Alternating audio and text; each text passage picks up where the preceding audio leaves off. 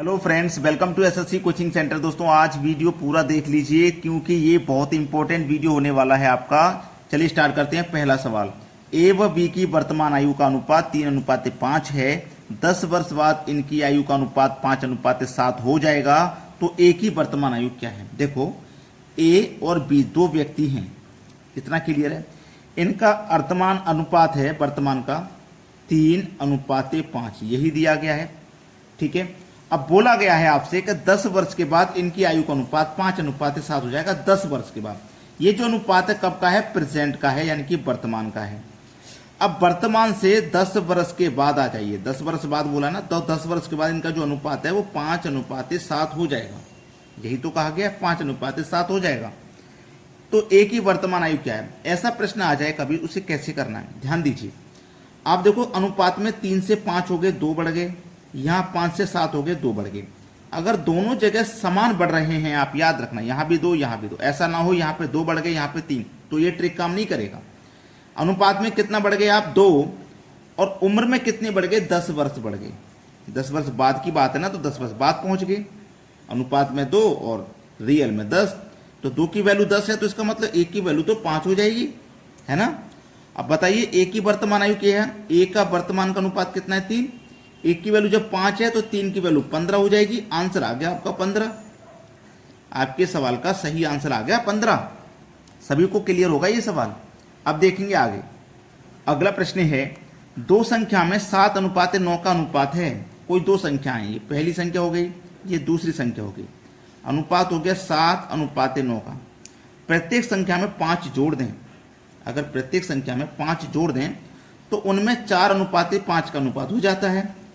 4:5 का अनुपात हो जाता है। बड़ी संख्या ज्ञात करें। देखो, यहां अनुपात में हम कितना बढ़ गए? 3, और यहां कितना बढ़ गए? 4। बराबर नहीं बढ़ पा रहे। बराबर बढ़ते तो पहले के जैसे इसको कर देते। अब इसको क्या करना है, ध्यान देना। 7:9 था, 7:9 लिखेंगे। ठीक है, 7:9 लिखेंगे। अब इनको ना बराबर हम करेंगे। जब बराबर करेंगे तो देखिएगा, ये जो 4 है इसका गुना अगर मैं 2 से कर दूं कितना हो जाएगा? 8, और 5 का गुना भी 2 से कर दो कितना हो जाएगा? 10। तो 7 से यहाँ पे बढ़िए 1 बढ़ गए, 9 से यहाँ बढ़िए 1 बढ़ गए, यानी कि बराबर बढ़ रहे हैं। यहाँ पे बराबर नहीं बढ़ रहे थे हम, तो हमको ऐसी संख्या से मल्टीप्लाई करना है कि यहाँ पे मल्टीप्लाई का आंसर आने के बाद बराबर संख्या बढ़े। ठीक है, अब अनुपात में कितना बढ़ गए? 1 बढ़ गए, और यहाँ कितना बढ़ रहे हैं? 5। 1 अनुपात की वैल्यू 5 है। उसने बोला है बड़ी संख्या बता दीजिए क्या है, तो 7 और 9 में पहली संख्या और दूसरी संख्या में 9 बड़ा है। 1 अनुपात की वैल्यू 9 है, 5 है, तो 9 अनुपात की वैल्यू कितनी हो जाएगी? 9 पंजे 45। 9 अनुपात की वैल्यू 45 हो जाएगी। ये 45 ही आपका आंसर हो जाएगा। ठीक है, अब देखेंगे अगला सवाल। अगला सवाल है, दो धातुओं के 80 ग्राम मिश्रण में दोनों का अनुपात 5:3 है। पहली धातु दूसरी धातु, 5:3 है इनका अनुपात। दूसरी धातु की मात्रा कितनी बढ़ा दी जाए कि अनुपात जो है 5:4 हो जाए? देखो, पहली धातु तो पहले भी 5 थी, अब भी 5 है, इसको नहीं बढ़ा रहे, दूसरी धातु को बढ़ा रहे हैं। और जब दूसरी धातु को बढ़ाया जा रहा है तो 3 से 4 हो रही है, अनुपात में 1 बढ़ रही है। ठीक है, अनुपात में 1 बढ़ रही है, याद रखना। हमारे पास टोटल मिश्रण है 80 ग्राम दोनों धातुओं का मिला करके, और जब मैं दोनों धातुओं का अनुपात मिला दूंगा 5 और 3 तो कितना हो जाएगा? 8। इसमें अनुपात के योग से डिवाइड कर दो तो 10 बार में चला जाएगा, तो इसका मतलब 1 अनुपात की वैल्यू है 10। अब बतानी भी यही है, 1 अनुपात की बतानी है। 10 आपके सवाल का हो जाएगा यहाँ पे बिल्कुल सही आंसर। अब देखेंगे अगला सवाल। अगला सवाल है, 25 वस्तुओं का क्रय मूल्य 20 वस्तुओं के विक्रय मूल्य के बराबर है, तो लाभ या हानि प्रतिशत क्या है? बड़ा ही अच्छा सवाल। देखो, 25 वस्तुओं का क्रय मूल्य यानी कि कॉस्ट प्राइस बराबर है 20 वस्तुओं के विक्रय मूल्य यानी कि सेलिंग प्राइस के। अब देखो, ये कॉस्ट प्राइस इधर ही रहेगा, सेलिंग प्राइस को इधर लेके आएंगे तो कॉस्ट प्राइस के बटे में सेलिंग प्राइस आ जाएगा। इधर बचा 20, 25 को लेके आओ, 20 के बटे में 25 आ गया। कॉस्ट प्राइस की रियल वैल्यू 20 है, सेलिंग प्राइस की रियल वैल्यू 25 है। ठीक है, अब देखो, 20 रुपए की चीज को आप 25 में सेल कर रही हो यानी कि बेच रही हो, तो 5 का फायदा हो जाएगा। फायदा हो चाहे नुकसान, हमेशा कॉस्ट प्राइस पे निकलता है। और प्रतिशत के लिए क्या करते हैं? 100 से गुना, तो ये 20 पंजे 100 हो जाएगा, और 5 गुने 5 25, तो 25% का, ठीक है, उसने बोला था लाभ है या हानि। अब देखो ये प्लस में आ रहा है तो इसका मतलब 25% का लाभ हो रहा है। ये आपके सवाल का है बिल्कुल सही आंसर। अब देखेंगे अगला सवाल। अगला सवाल है 360 वस्तुओं का क्रय मूल्य 400 वस्तुओं के विक्रय मूल्य के बराबर है तो लाभ या हानि प्रतिशत क्या है। बड़ा ही बेहतरीन सवाल। 360 वस्तुओं का क्रय मूल्य यानी कि कॉस्ट प्राइस बराबर है 400 वस्तुओं के विक्रय मूल्य के यानी कि सेलिंग प्राइस के। तो पहले की तरह कॉस्ट प्राइस के बटे में ये सेलिंग प्राइस आ जाएगा और ये 400 रहेगा और 360 इधर आके बटे में आ जाएगा 360। कॉस्ट प्राइस 400 बेच रहे हैं 360 में, 400 की चीज को 360 में बेचेंगे तो 40 रुपये कम में बेच रहे हैं तो 40 का हमें नुकसान हो जाएगा। नुकसान हो चाहे फायदा हमेशा कॉस्ट प्राइस पे निकलेगा और प्रतिशत के लिए 100 से गुना। 2 जीरो से यहाँ पे ये वाले 2 जीरो काट दो, 4 से 40 को काट दो 10 बार में, माइनस का है इसलिए हानि होगा। ठीक है, 10% का हानि हो जाएगा, यही हो जाएगा सवाल का सही जवाब। अब देखेंगे अगला प्रश्न।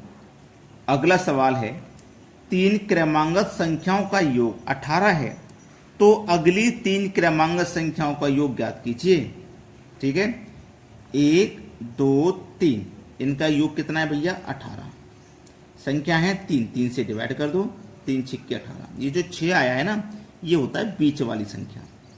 अब क्रमांगत का मतलब लगातार, तो 6 के बाद में 7 और 6 से पहले 5, ये संख्या हो गई। फिर उसने बोला है अगली 3 संख्या, तो अगली 3 संख्या ले लो। तो 7 के बाद में आगे 8 आएगा, फिर 9 आएगा, फिर 10 आ जाएगा। ये 3 संख्या पहले थी, ये बाद की 3 संख्या है, इनका योग बताना है। तो चलिए 10 और 9 19, 19 में 8 जोड़ दो 27। तो इन 3 संख्याओं का जो योग आएगा वो 27 होगा। ये आपके सवाल का होगा बिल्कुल सही आंसर। चलिए अब देखते हैं आगे। अगला सवाल है 4 की पावर 61, 4 की पावर 62, 4 की पावर 63, 4 की पावर 64 और 4 की पावर 65 किससे विभाजित होगा। सभी में 4 की पावर 61 कॉमन है तो 4 की पावर 61 आ जाएगी कॉमन। यहां से पूरी 4 की पावर 61 की तो 1 बचा। यहां से 4 की पावर 62 में से 61 चलेगी तो 1 बचा। पावर 62 में से 61 चलेगी तो 1 ही तो बचेगी भाई, है ना। चलिए यहां से 4 की पावर 61 चलेगी तो 4 की पावर 2 बची। 4 की पावर 61 चलेगी 64 में से तो 3 बची और 65 में से 61 चलेगी तो 4 बची, है ना। चलिए 4 की पावर 61, 1 प्लस 4 की पावर 1 का मान 4, 4 की पावर 2 का मान 16, 4 की पावर 3 का मान 64, 4 की पावर 4 का मान 256। फटाफट से याद होंगे ना आपको, तो फटाफट से लिख दिया करोगे। 4 की पावर 61 इंटू, सबको जोड़ लीजिए, सबको जोड़ेंगे तो ये निकलेगा 341। अब इस 341 को कौन सी संख्या ऐसी है इन ऑप्शन में से जो पूरा पूरा काट देगी।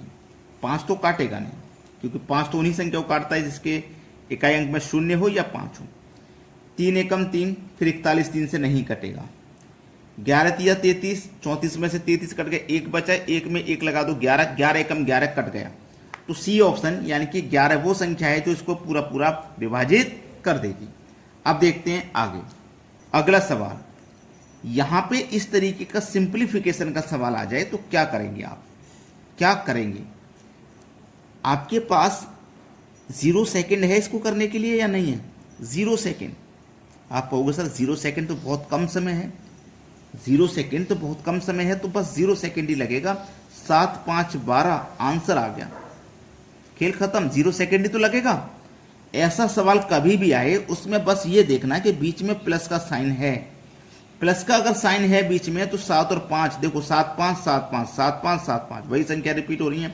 अगर बीच में प्लस का साइन है तो बस इन दोनों संख्याओं को जोड़ देना। अगर बीच में माइनस का साइन है तो उसमें क्या करना है वो भी सिखाऊंगा, देखते रहिए। बस इसको तो 0 सेकेंड में बना दोगे अगर प्लस है बीच में तो। 7 5 12 जोड़ दो प्लस है तो। अब देखते हैं आगे अगला सवाल है। देखो ये वही सवाल है, यहां पे माइनस है, प्लस होता तो 0 सेकेंड चाहिए, 3 और 2 5 कर देंगे। अगर प्लस होता तो 3 और 2 5 आंसर आ गया। अगर माइनस है तो क्या करना है, माइनस है तो बस इतना काम करना है कि ये क्या है आपके पास √3, ये क्या है √2, दोनों को ऐसे ही लिख के मल्टीप्लाई कर दो। ठीक है, कर दिया। इसको 2 से मल्टीप्लाई कर दो।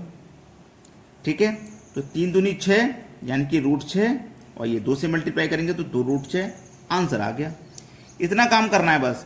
इनको एज इट इज मल्टीप्लाई कर देना है और फिर 2 से मल्टीप्लाई कर देना है, आंसर आ जाएगा। अब देखते हैं आगे अगला सवाल। अब कौन बच्चा ऐसा है जो इस सवाल का जवाब मुझे कमेंट में दे देगा? कमेंट में दीजिए भाई इस सवाल का जवाब, मैं इसका आंसर नहीं बताने वाला। कमेंट में दीजिए, वीडियो पसंद आया है तो धुआंधार लाइक और धुआंधार शेयर कर दीजिए और कमेंट में इस सवाल का आंसर दे दीजिए। ठीक है दोस्तों, धन्यवाद।